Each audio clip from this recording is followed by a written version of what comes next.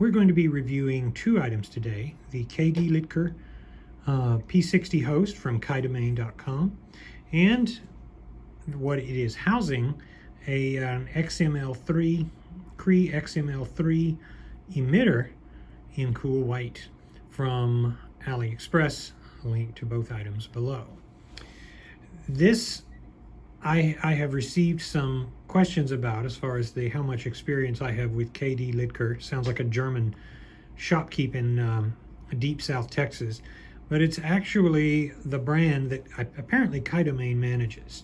So people, when they ask me about where to get a newer P60 host that is reliable and good, the answer is KDLitker at Kaidomain.com. They have P60 hosts, and with the demise of SolarForce, there is really, unless you're going to go with an Ultrafire or something cheap and untested online, you probably best want to do KDLitker. And every one I have had has been reliable. I've only had one. But so far I really like it. I'm running a spent EagleTac battery, which I retired from use in another light, and which probably needs to be thrown away.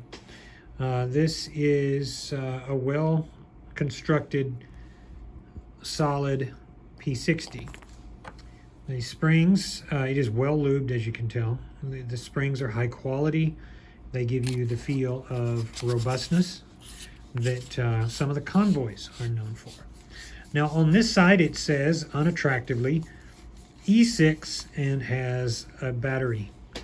Okay, we didn't need that. We didn't need a big old battery icon, but apparently people are so stupid they keep putting the batteries in the wrong way. So I do understand why this is an issue with flashlight manufacturers. Same thing with the hot surface, because you get people that get mad at the company for burning themselves on something they should have known better. The included in the pack, which came in a very humble pack, this KDLitker, is the ring, the tactical ring, an extra tail switch, a couple extra O-rings, and a lanyard, which I don't have here today. As far as the light itself, the head screws on nicely and firmly and gives you the confidence in your pocket that it's not going to tear your pants, which by a lot of P60 standards, they don't enjoy that. So you have, again, very well machined parts here.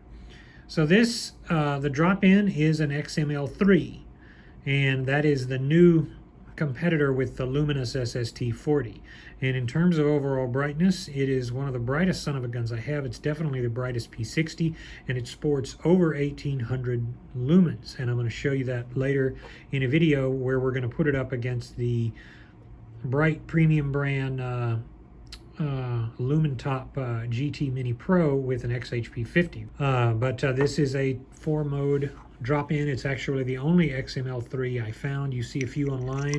Most of them, or nearly all of them, are from Kaidomain. So apparently Cree is kind of losing their marketing edge. Maybe they hired the wrong person, or maybe they had the right person quit, but you're not hearing about it. We used to hear about the XML-T6, U2, U3, and then the XML U2s, which were so popular back in the day. They're just not today. So maybe Luminous is starting to do their own work and beat the odds. A little demo at the wall here. That is high. Again, 1800 lumens. It looks more ringy and discolored on the camera than it is in real life. In fact, it looks angry blue, very blue, purpley in real life. It doesn't look, you can't really see any greens or rings there. Not really. Let's just tap it. This is, by the way, only a reverse clicky. It is not they don't have a forward clicky one, which is unfortunate. So you've got 4 very useful modes that you can cycle through. And then if you do it fast enough, you get these geniuses that just decide to put on the strobe. All right, we'll take it out. A well-driven light, even if it's not billed as throwy, will start to make inroads in its brightness, and therefore, in effect, its throw. That's a long way of saying a bright light throws pretty far, even if it's really not throwy. I'm really impressed with this XML3. Having run it for about periods of 10 minutes maybe at a time, I am very impressed with what it can give, and with the standard beam that it offers. It's the second, third highest, now the highest mode. I've got good mode spacing, 0 pulse width modulation, and a lot of reach. This is impressive. So this 1800 lumens in just a P60 is buying me a lot of reach. And when I want it to perform, it's going to perform exactly as I would expect or want it to perform. It's reaching those trees very nicely. And with all of my other P60s, little drop-in units that are pretty powerful, pretty bright, I find that I notice a clear difference here a lot more. Very impressive light, and it's not getting so hot that I can't hold it. It doesn't intimidate its user. Let's go over here.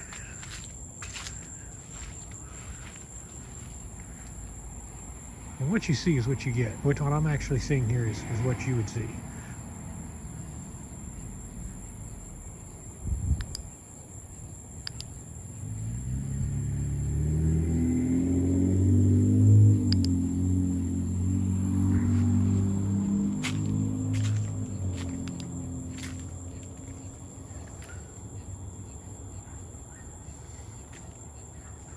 XML3, that efficiency is something else. It's really made for a lot of output.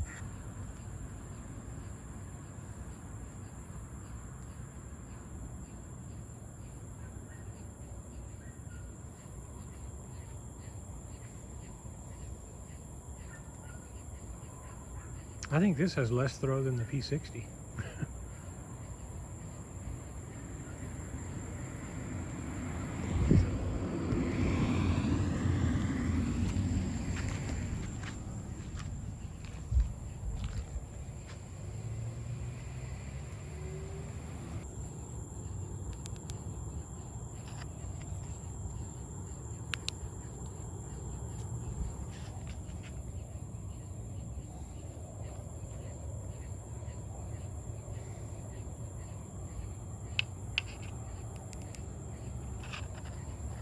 So I've got them both on the high, the XML3 on high, and next to a lumen top. Shit, I can never think of the fucking names for these things. GT Mini Pro. And as you can see, this is absolutely matching, just about matching, a 480 meter or 450 meter rated quad die